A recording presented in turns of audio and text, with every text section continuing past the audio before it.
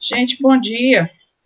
Nós vamos iniciar o nosso estudo de hoje, na continuidade do livro Jesus no Lar.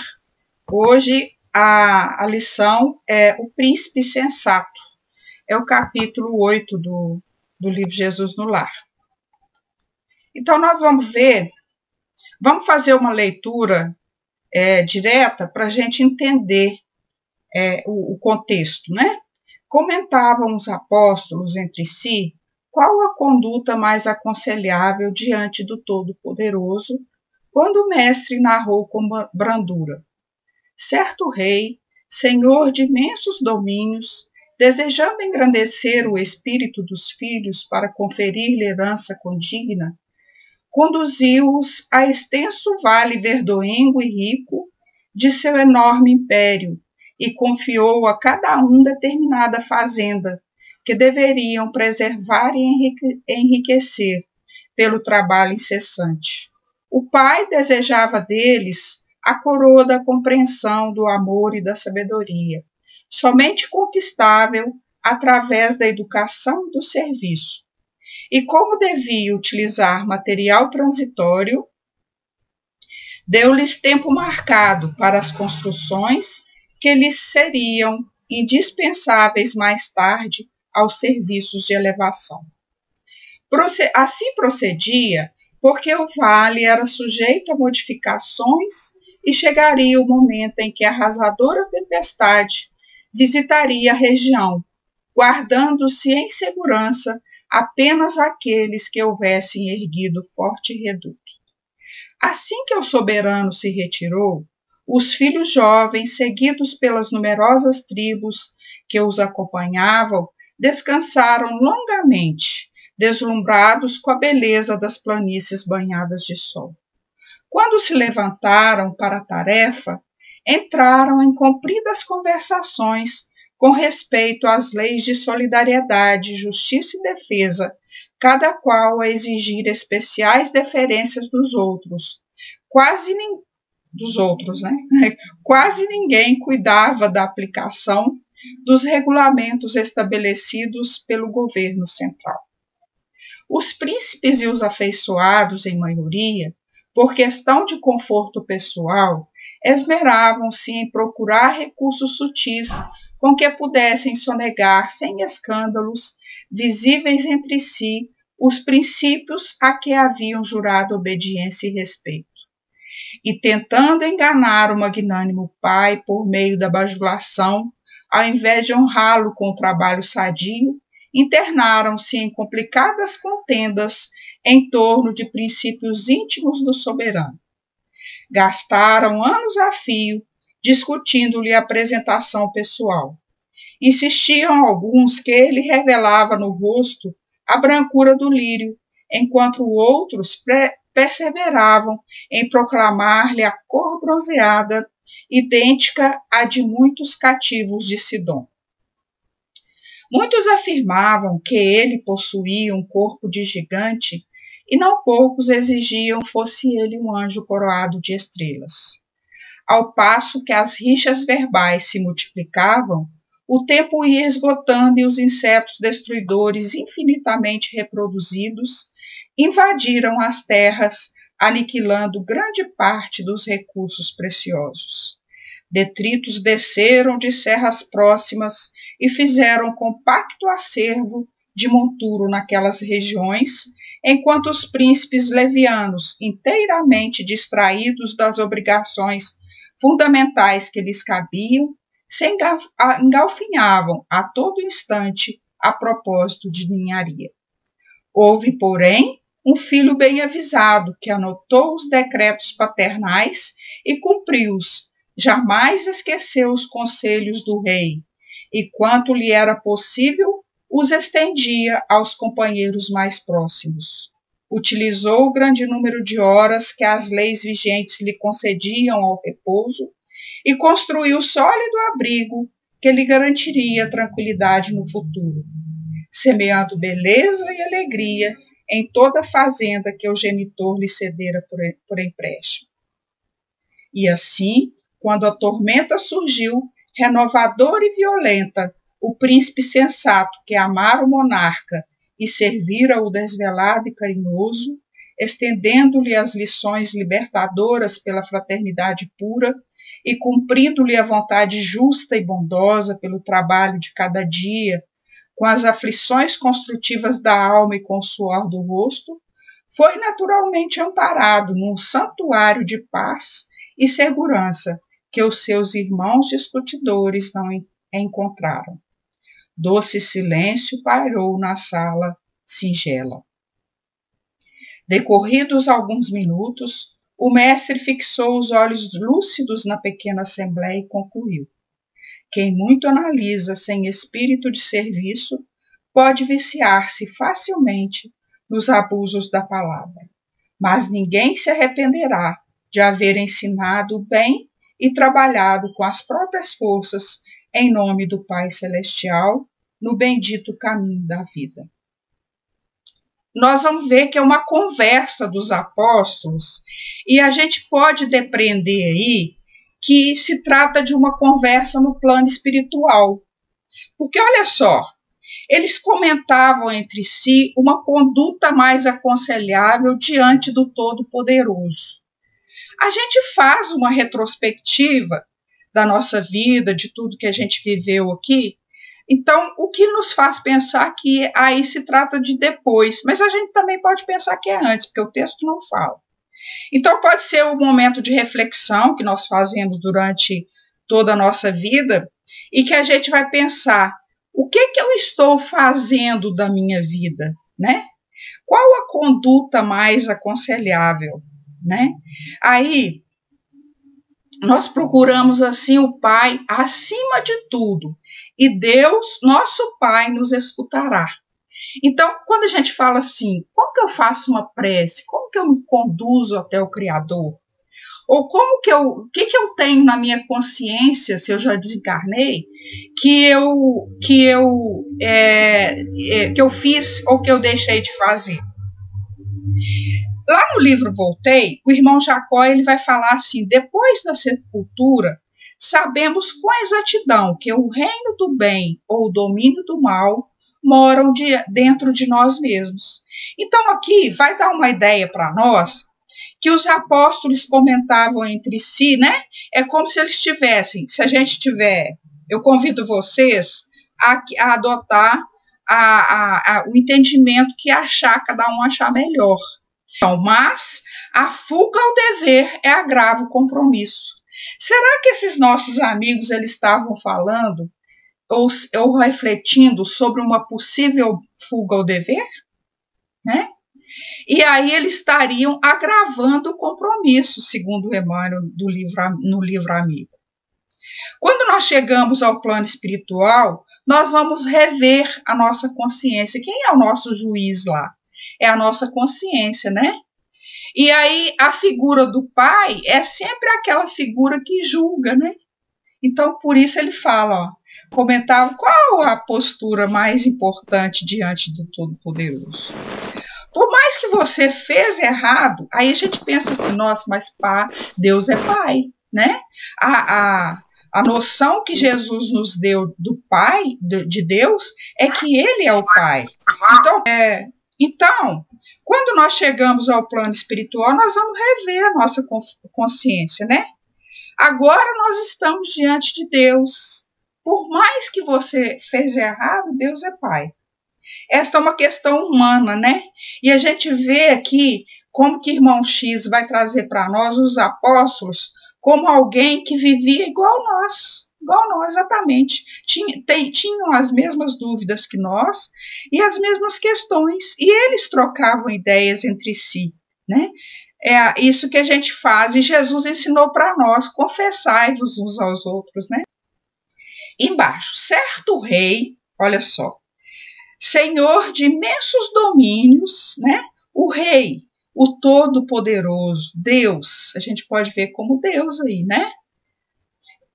Senhor de imensos domínios, ou seja, dono de imensa propriedade, né? Dono de tudo, né? Desejando engrandecer os espíritos dos filhos. Engrandecer os espíritos dos filhos, nós vamos buscar no livro Relicário de Luz, no capítulo 103, que Emmanuel diz assim para nós, do carinho paternal que chama esse capítulo. Não é o ouro e nem os títulos que fazem o agradecimento do homem, mas sim a renovação íntima dele, na aquisição da vida superior. O projeto do rei era engrandecer o espírito de seus filhos. Então, quando fala que ele era proprietário de imensos domínios, Deus é proprietário de tudo. Nós somos meros usufrutuários. Então, todas as nossas oportunidades, elas representam também imensos domínios que o Senhor nos dá. Então, essa herança seria a construção do reino com tudo que ele nos deixa. Mas aqui, olha só, vai falar que o Senhor os conduziu a extenso vale verdoengo. E aí nós vamos buscar essa palavra verdoengo, olha o que ela significa. Ela significa alguma coisa que ainda não está madura, que ainda não está pronta. Ou seja, Deus coloca em nossas mãos aquilo que é possibilidades para nós. Quando ele deixa um vale verdoengo e rico, ele deixa toda uma riqueza que é para ser explorada, porque ela ainda não está pronta. Olha que lindo, gente. Confiou a cada um, olha, confiou, não falou que ele deu, ele confiou a cada um determinada fazenda. Olha só. A fazenda aqui não é só também, buscando o significado da palavra, não é só aquela fazenda lá que o moço tem boi, não é só aquilo não. A fazenda é o conjunto de bens, é a oportunidade que vai nos ser dada. Cada um tem o que precisa nesse projeto, né? Então, para um ele vai dar de um jeito, porque a evolução dele é uma, ele vai precisar de determinada lição. Para outro ele vai dar de outro jeito, e assim vai. Aqui, ó, deu a cada um determinada fazenda. Esse a cada um que significa exatamente, ninguém recebe igual as oportunidades. Por quê? Porque elas são relativas à nossa necessidade de evolução. Cada um tem o que precisa, o conjunto de oportunidades, o tempo que precisa. Por exemplo, a minha reencarnação, eu vou ter o tempo que eu preciso. É lógico que eu posso, devido ao meu livre-arbítrio, não usar bem esse tempo e até não chegar do outro lado, como André Luiz explica para nós, como um completista. O que é um completista? Aquele que usou todo o tempo de maneira boa. Olha só. Preservar, olha, porque deveriam preservar e enriquecer pelo trabalho incessante. Preservar é igual resguardar, é igual conservar, é igual enriquecer, desenvolver, melhorar, né? É preservar e enriquecer, ou seja, não é você deixar lá e vou preservar para ele, como se fosse, aí nós vamos lembrar da parábola dos talentos. O que recebeu um talento, guardou o talento com medo de perdê-lo. Não é isso. Eu recebo os talentos, eu recebo as oportunidades. E aí eu vou preservar essa possibilidade, mas enriquecendo-la. Ou seja, me mexendo, me reinventando ali para que eu possa aproveitar, para desenvolver ao máximo. E o trabalho incessante, olha só, no livro da Esperança, capítulo 59, o Emmanuel vai dizer para nós assim, olha, o capítulo chama Na Exaltação do Trabalho. Onde estiveres, lembra-te de que a vida é caminhada, atividade, progresso, movimento, incessante renovação para o bem. O trabalho é infatigável descobridor. Como que eu vou descobrir um talento se eu não testo, né? Às vezes eu tenho até o talento, mas eu ainda não sei. Eu não fiz teste, não descobri, né? Essa pandemia, ela está sendo um teste enorme para nós, né? Nesse sentido, porque ela está nos oferecendo várias oportunidades para a gente se ver, para a gente se conhecer mais. O que eu posso fazer? Como que eu posso aproveitar mais aqui na reencarnação? E aí, no livro Perante Jesus, tem um capítulo lá, gente, é o capítulo 4, quando Emmanuel vai falar da remuneração espiritual. Ele vai falar do trabalho como transformador. Ele fala assim: quando o trabalho, no entanto, se transforma em prazer de servir, surge o ponto mais importante da remuneração espiritual. Toda vez que a justiça divina nos procura no endereço exato para a execução das sentenças que lavramos contra nós próprios, segundo as leis de causa e efeito, se nos encontra em serviço ao próximo, manda a misericórdia que a execução seja suspensa por tempo indeterminado, seja onde for, porque o trabalho espiritual, ele é 24 horas por dia, é onde nós estamos. Se estamos na casa espírita, é lá. Se estamos em casa, é com a família. É de todo jeito, gente. Por isso que a gente falou que essa pandemia está sendo uma bênção no sentido de fazer com que a gente descubra novas formas de aprendizado, né?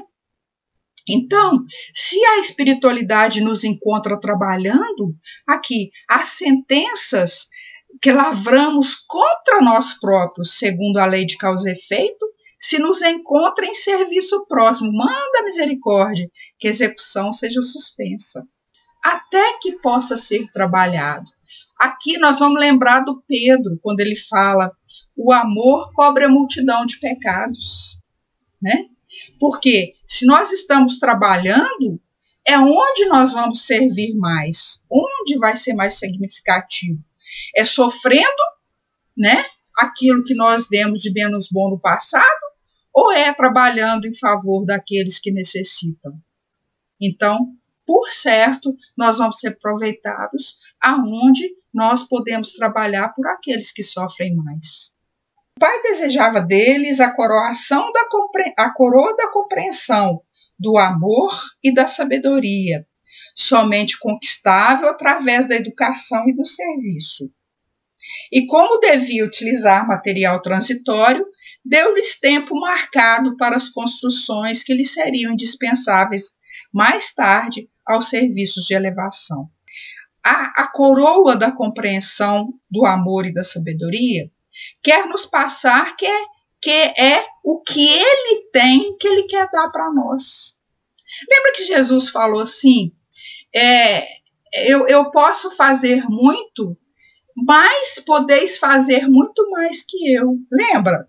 Então aqui é como se ele estivesse oferecendo: olha, eu tenho a coroa, posso aproveitar da melhor maneira possível. Mas como que ele vai falar? Conquistável só através da educação e do serviço. Olha só, tem um preço, gente. Nós vamos ter que nos reeducar e temos que aprender a servir, né? Quando a gente faz prece, a gente até fala assim: eu peço a Deus que me ajude a aprender para saber como servir, né? Porque aprendendo, nós vamos servir melhor. No livro Ceifa de Luz, no capítulo 26, que chama Em Nossas Mãos, e vai comentar assim, ó: venha a nós o teu reino, seja feita a tua vontade. Vai comentar o Pai Nosso. Tá assim: convence-te de que as leis da divina sabedoria não se enganariam. Situando-te na terra por tempo determinado, aqui ele vai falar de tempo determinado ali, ó, que devia utilizar material transitório por tempo marcado. Mais à frente ele fala, né? Por tempo determinado, com vistas ao próprio burilamento que te cabe realizar, trazes contigo as faculdades que o Senhor te concedeu por instrumento de trabalho. Encontras-te no lugar certo em que te habilitas a desempenhar os encargos próprios. Tens contigo as criaturas mais adequadas que te impulsionaram nos caminhos à frente. Passa pelas experiências de que não prescindes para a conquista da sublimação que demandas. Então, gente, olha aqui o que ele vai falar para nós. De tudo aquilo que nós precisamos para evoluir, é o que nós temos. Todo o material didático que a vida nos oferece, Todas as pessoas que também são material didático, muitas vezes, são aquelas pessoas que vão nos apontar determinadas coisas que nós precisamos trabalhar em nós mesmos. Eu li tempo marcado. Se a gente for ver aí, nós podemos ver, ampliando o entendimento da lição, como a reencarnação, né? O tempo marcado. Reencarnou, vai ter um período. Depois a gente devolve ao Criador. As construções que seriam indispensáveis, né? São construções de quê, gente? As construções internas. Porque indispensáveis mais tarde, olha só, aos serviços de elevação. Então ele vai ver o seguinte, aqui a gente dá uma ideia que ele está falando das fases da nossa vida, né? Por exemplo, quando a gente é criança, a gente cuida de determinadas coisas. Na adolescência, cuidamos de outras determinadas. Na fase de jovem, também. Depois, a gente se faz. E depois, assim, ó, ao serviço de elevação. No inverno da vida, quando nós estamos depois dos 40, dos 50, é que a gente vai pensar direito sobre essas construções, é que nós vamos ver que essas construções são essenciais. E aí a gente vai dar valor a elas, vai passar a utilizá-las, né? Mas o que ele está dizendo? Ele está falando para nós, para a gente tomar consciência, para que isso possa ser uma constante em nossa vida. Então, educar pressupõe a gente trazer essa luz para dentro de nós. Lembra que os discípulos, primeiro eles eram pescadores comuns, eram pessoas do povo, depois eles se tornaram discípulos, e depois eles se tornaram apóstolos, e alguns, por exemplo, o Levi Mateus, ele foi ser evangelista. Então, quer dizer, a pessoa muda o status dela. É como numa empresa, né? Nós mudamos o nosso status ali, dependendo do nosso aproveitamento da lição, né? Então, nós vamos nos educando para isso. Pressupõe uma correção de rota, né? E às vezes essa correção de rota ela vai doer em nós. Estudar, ter boa vontade e ter persistência. Gente, em tudo na vida nós precisamos dessas três coisas. Se não tiver essas três coisas, nós não conseguimos nada. Por quê? Porque nós podemos estudar muito, mas se a gente não tiver boa vontade, não tiver persistência, não adianta. E aí, a gente entende aqui, gente, nesse parágrafo todo, né, que o certo rei, senhor dos domínios, até ao serviço de elevação, somos aqueles que são donos da nossa história e que nós podemos fazer dela aquilo que nós queremos. Então está nas nossas mãos, né? A lição ela vai dizer isso. Eu tenho tudo o que eu preciso para evoluir. Eu não preciso falar assim, mas eu não tenho a casa que o meu vizinho tem, eu não tenho o carro que o meu vizinho tem, eu não tenho a oportunidade de estudar na escola X ou Y, que é muito melhor do que a que eu estudo. Então, tudo aquilo que está na minha área do que eu já construí, porque a vida não vai me dar além da minha construção, né? A doutrina espírita nos fala assim, você é protagonista da sua história, então construa a sua história. É como se em cada reencarnação nós pegássemos uma folha em branco e a gente fosse reescrever a nossa história, reeditar a nossa história. Quem que é protagonista? Nós mesmos. Então eu vou escrever, não adianta o outro querer falar isso ou aquilo, né? Eu vou escrever de acordo com o que eu estou entendendo.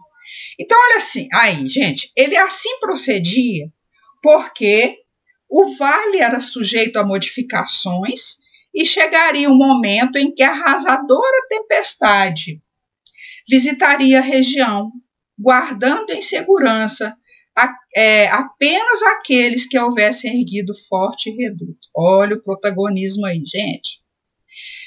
Aí vai ter intempéries nessa caminhada nossa, né? Vai ter, e muitas, né? Você fala assim, eu vou ter problemas. Vai sim, e muitos, né? E chegaria um momento em que a arrasadora tempestade visitaria a região, né?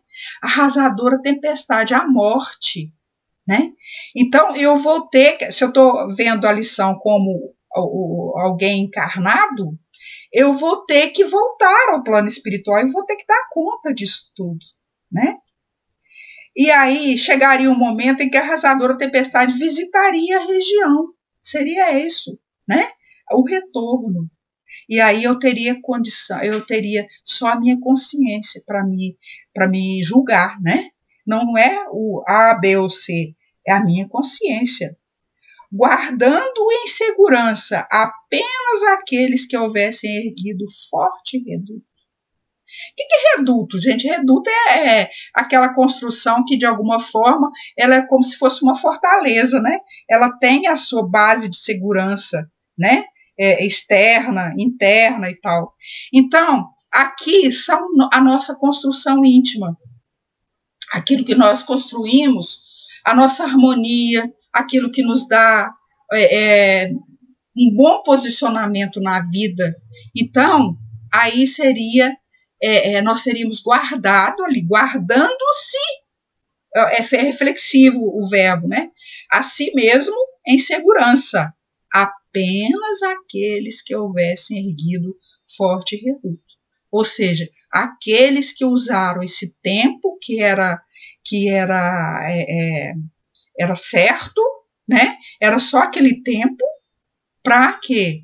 Para fazer essa segurança, essa construção dessa casa de forma, essa fortaleza, que deve ser o nosso íntimo, né? E aí, gente, para construir essa fortaleza, nós vamos muitas vezes passar por longos desertos, né? Veja só, Paulo só conseguiu ser Paulo realmente quando ele passou pelo deserto, né? Jesus, antes de ir para a construção do seu trabalho em 3 anos, ele passou pelo deserto 40 dias. Né? Lá no Antigo Testamento, em Êxodo, o pessoal, né, os hebreus, eles, em busca da terra prometida, passaram pelo deserto 40 anos. E aí, assim, continuando a história, assim que o soberano se retirou, gente, um dia o pai vai ter que sair de cena, né? O filho vai ter que viver a vida dele, não vai? Então, o soberano se retira. Os filhos jovens, seguidos pelas numerosas tribos que os acompanham, o pai se retira, os filhos vão para aqueles a quem eles têm afinidade, vão conviver com eles, a tribo, né? E o teu palco está pronto, né? O seu pai se retirou. Quem cria, solta e deixa o filho ir. É hora dele usar o livre-arbítrio. Então, o pai é como se ele soltasse o passarinho da gaiola, né? Ele já é maior, ele já tem condição de cuidar da sua própria vida. Então, você tem as próprias ferramentas, o pai te deu, agora vai, vive, né? Aí nós lembramos do Khalil Gibran, né? Nossos filhos não são nossos filhos. Tem que criar os meus filhos para a vida, né? Então, numerosas tribos que os acompanhavam, por quê? Eles vão ser seguidos, né? Agrupamentos de indivíduos ligados por vínculos rudimentares. Esse aqui é tribo, no dicionário, né? Agrupamento de indivíduos ligados por vínculos rudimentares ou não formalizados, mas que têm ou cultivam certas afinidades ou características comuns. O Emmanuel vai falar no Palavras de Vida Eterna, começa a luta de cada dia com o deslumbramento de quem observa a beleza terrena pela primeira vez e agradece a paz da noite, como quem se despede do mundo para transferir-se de residência. Então, eu vou observar a beleza. Isso é essencial para nós, né? A estética é boa na evolução. Emmanuel fala assim, que desde a criação do mundo, lá no caminho da luz, ele fala, existia ordem e beleza, olha só, a ética, a estética, ela está presente desde o início da criação, né? E é para ser observado. Ele comenta lá no Palavras de Vida Eterna: ama pela glória de amar, serve-se sem prender-se. Então, a conversação com respeito às leis de solidariedade, eu estou aqui, né? Justiça e defesa, qual exigir especiais deferências dos outros, olha só. Quase ninguém cuidava da aplicação dos regulamentos estabelecidos pelo governo central. Então, o que acontecia com eles? Eles ficaram cuidando de coisas de são menos importância. E ficaram observando a beleza e tal, e cumpridas conversações a respeito de solidariedade, justiça e dever, cada qual a exigir deferência dos outros. Quer dizer, eu posso mais, eu tenho mais, você tem menos. Então, as conversações iam assim. Aplicação dos regulamentos estabelecidos pelo governo central, eles não cuidavam, né? Aqui, ó, quase ninguém cuidava da aplicação dos regulamentos. Então, gente, se a gente não cuida daquilo que é nosso, porque nós precisamos dar conta da nossa administração, como está lá no Evangelho. Então, se eu não cumpro os deveres humanos aqui, como é que eu vou cumprir os divinos? Então, se eu tenho que fazer determinada tarefa dentro de uma empresa e eu não sei como é que funciona, quais são as normas da empresa, o funcionário, na hora que ele chega na empresa, a primeira coisa, tem que saber como é que é ali. Nos primeiros dias ele vai ficar tateando, observando as pessoas, vendo, vai ler o regimento interno da empresa. Assim nós na vida, né? Então vamos voltar aqui. Os príncipes e seus afeiçoados, em maioria, por questão de conforto pessoal, esmeravam-se em procurar recursos sutis, olha só. Aí vamos saltar aí. E tentando enganar o magnânimo pai, olha só, eles tentavam enganar. Estavam enganando, na verdade, eram a si mesmo, né? Por meio da bajulação, pior ainda, né? Bajulando. E internavam-se em complicadas contendas em torno de problemas íntimos do soberano. Aí, gente, eles ainda comentavam, ainda falavam de problemas que não dizia respeito a eles. Fala o que precisamos ouvir, né? A gente tem que falar daquilo que a gente precisa ouvir. O que deve ser e o que não deve ser. Busque primeiramente as coisas que são boas, né? Lá no Livro dos Espíritos, na questão 430, fala assim: primeiramente aos espíritos imperfeitos não é dado verem tudo e tudo saberem. Não ignoras que ainda partilham dos vossos erros e prejuízos. Depois, quando unidos à matéria, não gozam de todas as suas faculdades de espírito. Para fim útil e sério, não para que se informe do que não se deve saber. Então, veja bem, é o caso deles aqui. Eles vão falar coisas que não interessam, que eles não vieram para isso. Ao passo que as rixas verbais se multiplicaram, o tempo ia se esgotando e os insetos destruidores, olha, infinitamente reproduzidos, invadiram as terras. Os príncipes levianos, inteiramente distraídos das obrigações fundamentais que lhes cabiam, se engalfiavam a todo instante a propósito de ninharias. A gente começa a inventar tanta coisa na vida e deixa os objetivos principais. Faz como esses nossos irmãos aí da história, que o quê? Que começaram a brigar um com o outro, a bater boca, né? E ficaram distraídos daquilo que realmente interessava, né? A conquista interna para administrar as mudanças. Os problemas vão se reproduzindo com tanta pressa, né? Igual ele fala aqui, ó, esgotando e os insetos destruidores infinitamente reproduzidos. Que insetos são esses? São os problemas, são as questões mentais que a gente vai produzindo e fugindo daquilo que realmente interessa. Contendas a propósito de mínimas questões, desperdício de oportunidade. Então, isso tudo que vai de um príncipe aí, ó. Houve, porém, um filho bem avisado, que anotou os decretos paternais. Esse anotou aí significa o quê? E cumpriu, guardou anotou e cumpriu. Então ele fez o que deveria ser feito. Jamais esqueceu os conselhos do rei, e quando era possível, estendia aos companheiros. Então ele fez o que deveria ser feito. E aí, quando a tormenta surgiu, inovadora e violenta, o príncipe sensato, que amara o monarca e servira o desvelado e carinhoso, estende a lições libertadoras pela fraternidade pura. E o que ele passa a ser? Ele passa a ser semeador, né? Cumprindo as vontades justas e bondosas, não pelo que ele falava, mas pelo que ele fazia. Com as aflições construtivas da alma e com o suor do rosto, foi naturalmente amparado no santuário de paz e segurança, que os seus irmãos discutidores não encontraram. Então, olha só, por cumprir a lei, qual que é a lição que a gente traz aí? Aí Jesus vai rematar o contorno geral da lição, porque quando a gente arremata uma costura, é isso que a gente faz, né?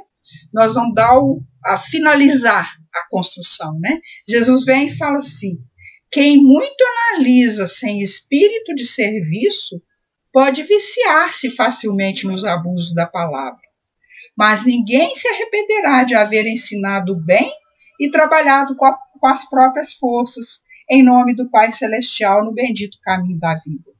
Olha só, gente, esse nosso companheiro, ele fez o que deveria ter feito, né?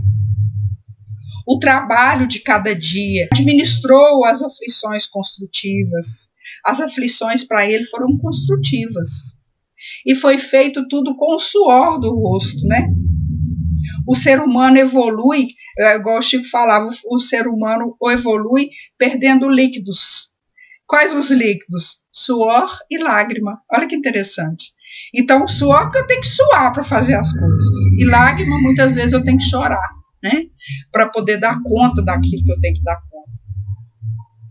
Então, gente, aprender uma coisa, nós vamos passar para o próximo estágio. Aí o mestre vem e fala, né? Que nós, olha só o que o mestre fala. Se a gente se vicia nas conversações menos úteis e se a gente entra para um caminho menos bom, a gente vai perder todas as oportunidades. Ficar comentando a vida, comentando as coisas, ao invés de usá-las, né? A gente vê nos livros de André Luiz que quanto mais evoluído o espírito, menos ele fala, né? Por quê? Porque ele precisa trabalhar mais. Ele já sabe que tem que trabalhar mais. E todas as questões, né, como as Asclepios lá no Obreiros da Vida Eterna, como a ministra veneranda no Nosso Lar, eles vão responder com versículos do Evangelho. Por quê? Porque eles não vão dar prato feito. E na vida também nós não temos prato feito, nós não temos coisa pronta, né? Nós temos que trabalhar em nós as coisas. E muitas vezes nos perder no emaranhado das construções meramente humanas e relativas às conversações não vão nos levar a lugar nenhum.